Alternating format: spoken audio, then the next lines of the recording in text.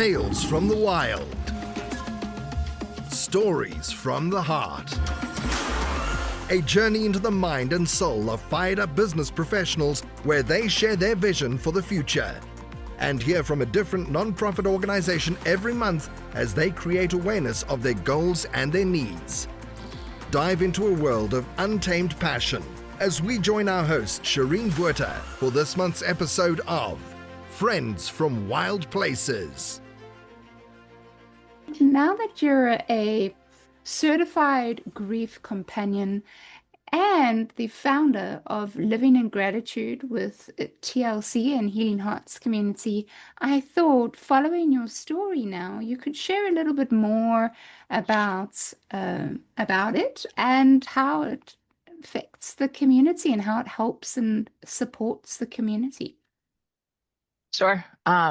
So when I first started, I was solely helping individuals just privately, one-on-one, which is still something that's really near and dear to my heart because I feel like that's where the real magic happens. And, I tell people all the time, it takes a lot of courage to ask for help. It takes a lot of courage to take that step, and because it's scary. And so I made it a point.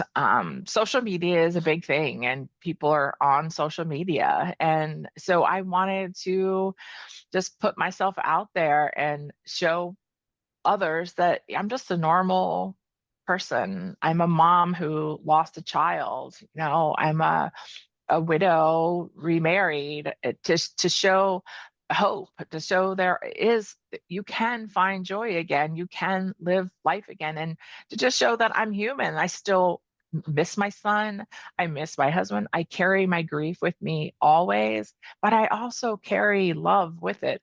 I also live a very fulfilling life. And so I set the intention probably 6 years ago to start just showing up every day. And I talk about grief openly.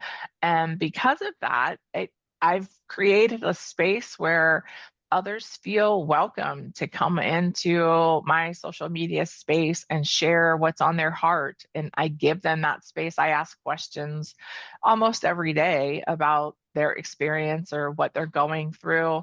And I wanted to give people what others don't give them, everyone, our family and friends stop asking. And a lot of times it just comes from a place they don't know that we need that, or they're afraid they're going to make us sad if they bring up our loved one or they talk about them. And so I talk about that too. I talk about ways that you can support your friend or your family member that's suffered a loss and how you can show up for them and be there for them. Because even though people say, let me know if you need anything, that's the go-to. I'm really sorry for your loss. Let me know if I can do anything to help you. We don't ask. And 9 times out of 10, we're not going to ask. And so I encourage people, just do it. Just do something, for them. And so I started doing this, as my profession. This is my job. This is my career. This is what I've dedicated my life to. So I still see clients one-on-one. Most of my work is done virtually. I do some things with funeral homes. I do in-person support circles where they invite members of the community in, and we just host a support circle.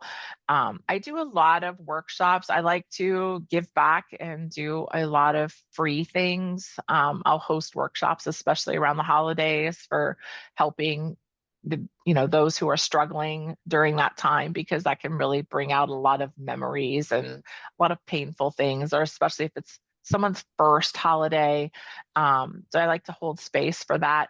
I'll do, writing letters of serenity workshops. So just a lot of ways to give back, because my goal is to make grief support available to everyone, not just someone who has the financial ability to pay for one-on-one private services. So I have a lot of free resources inside of the Healing Hearts community. I have a self-guided on-demand course that's priced so that anyone can have access to it. And I do a lot of free workshops, my one-on-one coaching. I have a monthly membership, my shared circle, which is it's only $22 a month, and we meet twice a month virtually. And then they also have access to online tools and a private space, kind of like a Facebook wall, but it's inside of the Healing Hearts community.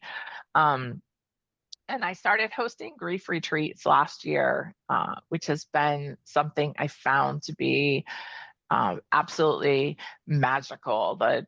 My very first one taught me so much about the importance of community and just those shared connections. And so that's something I see myself doing a lot more of in the future. So yeah, I feel like grief has really shaped my life and where I am today and who I am today. I truly live my life in gratitude. I know what it's like to suffer great loss. I don't take anything for granted. And I feel like I am living my life big. That's what I say. I live my life big for Tyler and I both, because I'm, living for two people. So it really is an honor when someone trusts me enough to sit with me and be vulnerable and open up and trust me with the most dearest parts of their heart and are okay with sharing that with me. So creating those safe spaces is just where my heart is at. Yeah, Terri, every time we chat and hear, today on the podcast is just, I always just kind of resonate more with you and your story and your journey. And, the words that came to me today, it's kind of like, the gratitude through grief, right? Like, it's like you live your life every day when you get up, knowing that, there's somebody out there that needs to hear what you're going to say or read what you've written, or is going to be part of the community space that you have provided, whether it's, workshops or in person or circles or, whatever that forum is. But first of all, and having your two losses that you described, your husband and then Tyler.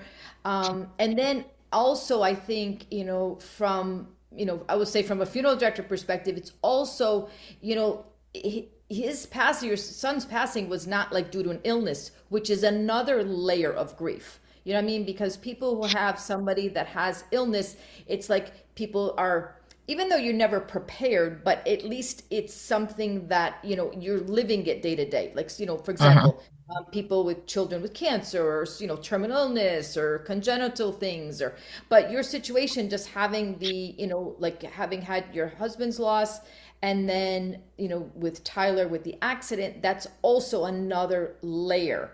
But first of all, thank you just for, being open and sharing, your heart with us truly in the heart's journey. Can you shed some light though? Because I also want to bring to light briefly your interaction with the funeral home, because that I think is another layer for any of our funeral professionals listening out there, that you really did not, in my opinion, and I'm going to speak from the professional opinion, you did not get treated like you should have, like that or the support and the nurturing aspect that I don't think was given to you. So do you mind highlighting that a little bit, just from what you experienced from your viewpoint? Sure, yeah, not at all. And that's something, as we've had many conversations about. So it is something that is also something I feel strongly needs to change. And I've seen a lot of change through meeting Dr. T. It's like I see what she pours into her students, and it's so refreshing, and it makes my heart so happy to see, because I didn't have the best experiences in planning either of the funerals. They both felt extremely transactional. And with my husband's funeral, that was the first time I'd ever done that. So I had nothing to compare it to. So I didn't know what the experience should look like. I only know what it did look like. And it felt cold, and I was welcomed into this big room, and there was just a big table, and the funeral director sat at the head of the table, and we had a big book that we flipped through.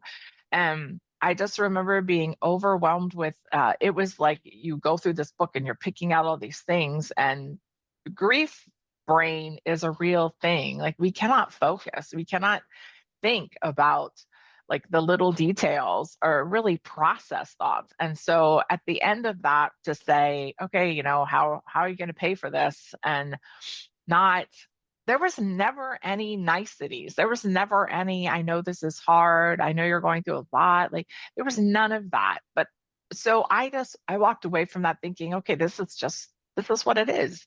And then 7 years later, when I lost my son, he was taken to the same funeral home. It was a local funeral home.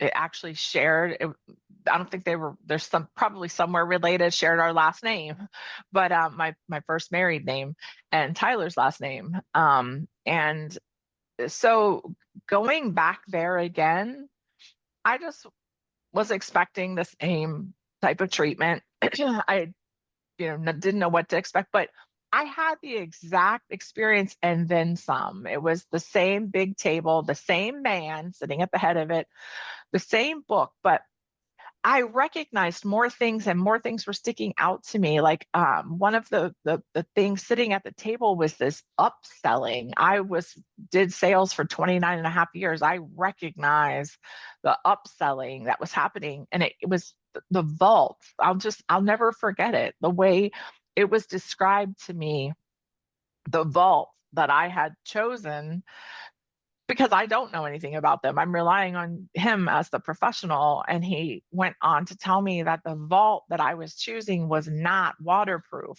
And he was very descriptive about what that meant for my son, whose remains will be in the ground with getting damp and wet. And like, as a mom, absolutely, I can't do that. So, okay, give me which one is waterproof. That's the one that that's the one that I want. That's the one that I need. And so we did that. And then my husband and I took Tyler's clothes over one day. We had a meeting to take his clothes over, and the sheriff's department had offered, they were giving Tyler, he was only 17, but they were giving him a full honors funeral, and they'd given us a thin blue line sticker to put on his casket. So we took that stuff over, and I was just curious. My son was super regimented, very socially awkward when it came to his peers. And the way he dressed was like, I knew what was in his wardrobe to a T, but I couldn't figure out what he was wearing. And it just kept like nagging at me. So I asked that day, what was he wearing?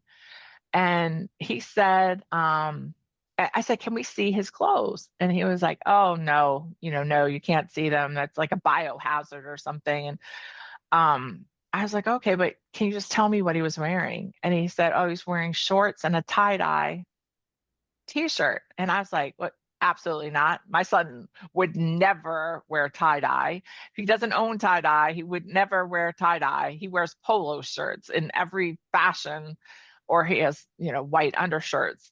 Never, it's not tie-dye. It is tie-dye. I know you don't think that that's what he would wear, but he was wearing a tie-dye shirt. And so then we became adamant. No, we need to see what he was wearing. So he had my husband sign a waiver, and he would not let me see the clothes, but he said he could take my husband to see them. So they leave, and they come back like 10 or 15 minutes later, and I hear them coming up the hallway. Like, it sounds like two people arguing, and they come in the room, and they were really arguing over, my husband said that it was, he walked in, he said, it wasn't tie-dye, Terri. He was wearing one of his white Hanes undershirts, and it had motor oil and antifreeze splattered all over it.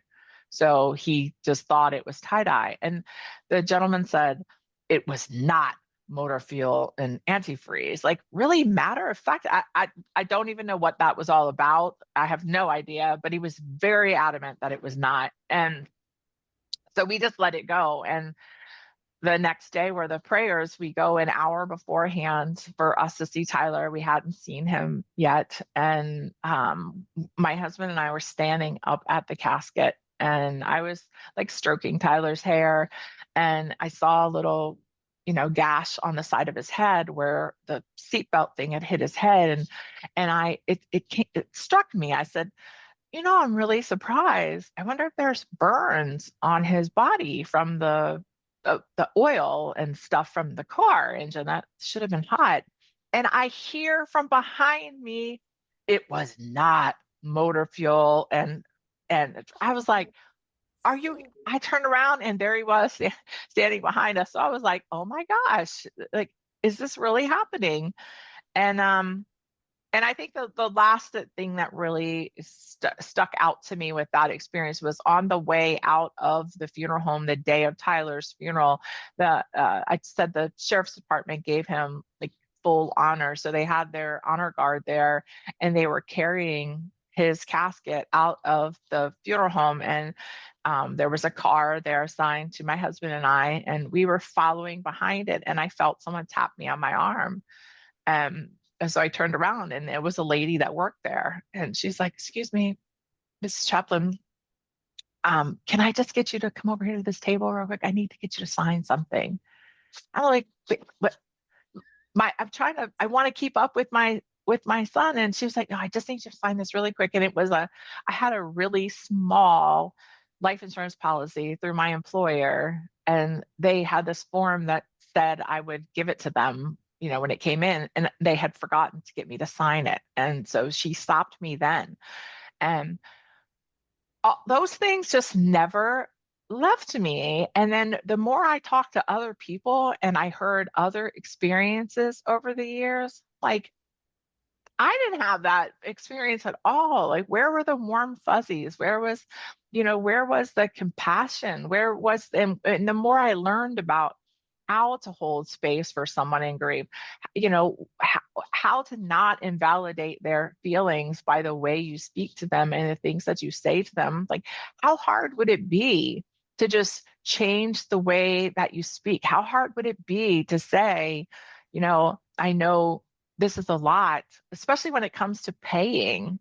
That same thing happened with my son. And they said, well, how are you planning to pay? And I was like, well, look, can we have a second? Like, we were not expecting this. And so we just need a minute to like talk about it. And there wasn't any just say, I completely understand, take all the time you need. Let me leave the room. Let me give you a few minutes. There was none of that. This man just sat right there at the table waiting for us to tell him how we were going to pay.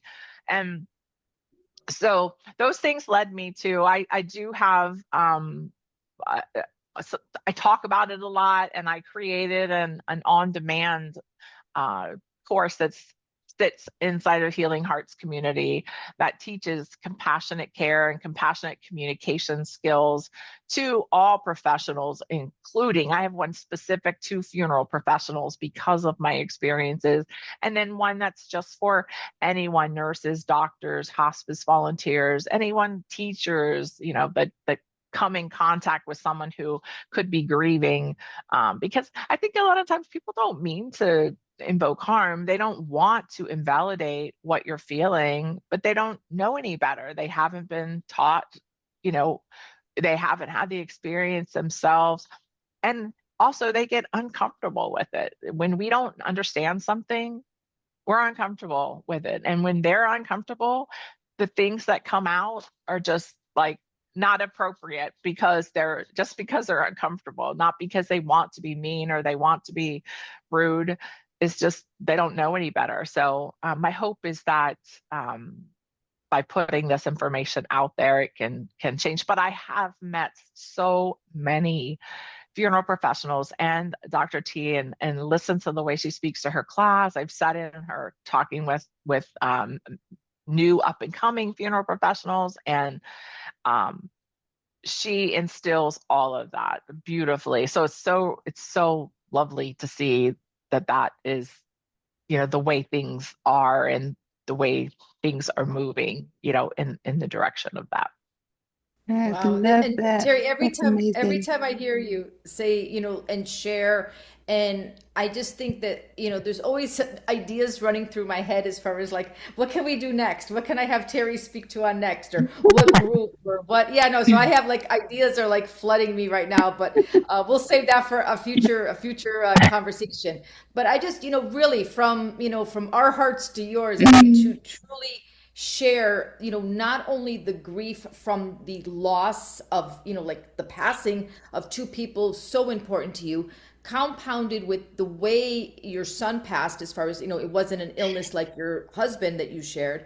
And then having the layer of grief, not once, but twice, just from the actual interactions with funeral homes. I mean, there's just like compound grief, like from multi facets, from what I see and I learn each time. But I just have to say, I'm just, grateful that you have a voice, and through Tyler, to keep his legacy alive, your husband's legacy alive, and to be able to speak truly from the heart on that you were wronged by the profession, like you truly, and you have, that is, doesn't matter what, however you get your word out there, that is one area that no one can, they can't debate that. That's true, and Yeah. I'll do my best from my point of view to share, have you come into our classes, because they need to hear it. And when people go through school or go through their journey, go to work, they choose this profession, they may not have the,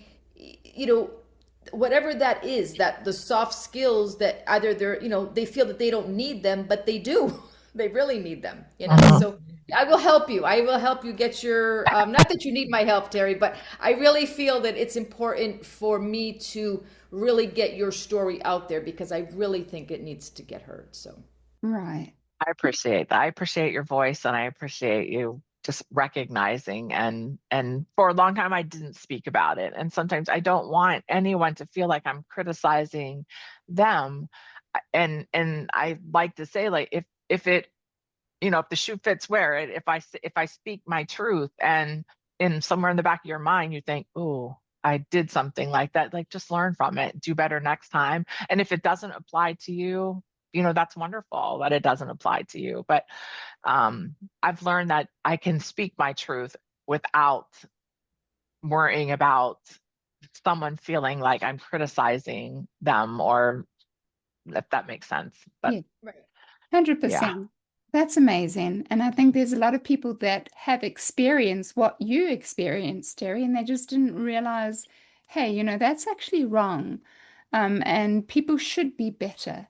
And by you sharing your story and saying, you know what, this actually shouldn't happen, and they need to work on this, it also allows other people that went through the same experiences as you to go, oh, that happened to me too. Yes, I agree. So I think from multi-different perspectives, you're helping people. And with that said, I just want to pop in here with a little bit of a Buzzsprout ad. It's important that if Friends from Wild Places is a place to share stories from other business owners and professionals, it is a safe space to show support for other business owners and entrepreneurs all over the world. So it's not just you and me and all you listeners. It's really a time to lend a hand to create a safe space. This is what this podcast is all about. And so we feature nonprofits every month to try and make a difference and lend that helping hand that I was speaking to you about. At the end of the day, if you have a message yourself that you want to share with the world, or maybe you think it'll just be fun to start your own talk show, podcasting is very easy, it's inexpensive, and it is a fun way to expand your reach online. So if you want to start your own podcast today, please follow the link in the show notes. This lets Buzzsprout know we sent you, and it does help support the show. But Buzzsprout is a great platform. We love it here at Friends from Wild Places. And Buzzsprout is passionate about helping you succeed. Tune in next week for part 3 of Friends from Wild Places. You've been listening to Friends from Wild Places with Shireen Bueta. Be sure to subscribe to the podcast from the links to catch every episode and unleash your passion.